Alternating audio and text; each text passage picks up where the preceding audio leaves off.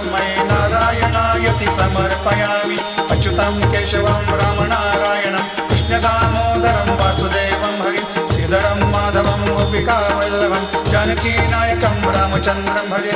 हरे राम राम राम हरे हरे, हरे कृष्ण कृष्ण कृष्ण हरे हरे।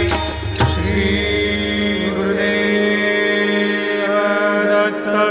हरि ओम। यज्ञेन यज्ञमयजन्त देवास्तानि धर्माणि प्रथमान्यासन्न तेहनाकं महिमान सजन्त यत्र पूर्वे साध्या सन्ति देवाः।